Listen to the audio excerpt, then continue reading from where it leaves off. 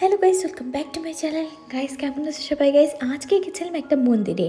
আর কথিত আছে যে শিব এখানে ভয়ানন্দ রূপে বাস করেছিলেন। কালিকা পুরাণ অনুসারে সৃষ্টির শুরুতে শিব এই স্থানে ভস্ম ছিটিয়েছিলেন এবং পার্বতীকে জ্ঞান প্রদান করেছিলেন। কথিত আছে যে শিব যখন এই পাহাড়ের ধ্যানে ছিলেন তখন কামদেব তার যোগব্যায়াম বন্ধ করে দেন এবং শিবের ক্রোধের আগুনে তিনি ভস্মীভূত হন এবং তাই এই পাহাড়ের নাম হয় ভস্মাচল। এই পর্বতকে ভস্মকুণ্ড বলা হয়। কালিকা পুরাণে বলা হয়েছে যে উর্বশী কুণ্ড এখানে অবস্থিত এবং এখানে দেবী উর্বশী বাস করেন, যিনি কামাখ্যার ভোগের জন্য অমৃত নিয়ে আসেন এবং তাই এই দ্বীপটির নামকরণ হয় উর্বশী দ্বীপ। গাইস, আজকে যে আইল্যান্ডটায় আমরা গিয়েছি ওখানে কিন্তু মহাদেবের পুজো হয়, মানে শিব শিব বাবার পুজো হয়।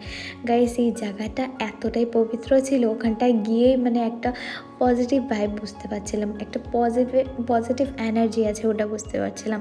এটা অনেক পুরনো মন্দির আর সত্যি কথা বলতে আমার এখানটায় গিয়ে ভীষণ ভালো লেগেছে।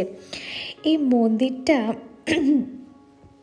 ব্রহ্মপুত্রের তীরে পাওয়া যায়, যেখানে কিন্তু তোমরা নৌকা দিয়ে জাস্ট যেতে পারবে। নৌকা নয়, ওটা কি বলবো তোমাদের, ছোট ছোট বোট, তো বোট দিয়ে যেতে পারবে। আমরা 40 টাকা করে গেছিলাম, প্রতিজন 40 টাকা করে আপ ডাউন ছিল।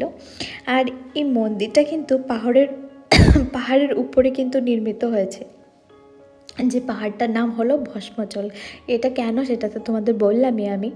আর এটা 1694 খ্রিস্টাব্দে কিন্তু রাজা গদাধর সিংহের আদেশে নির্মিত হয়েছিল।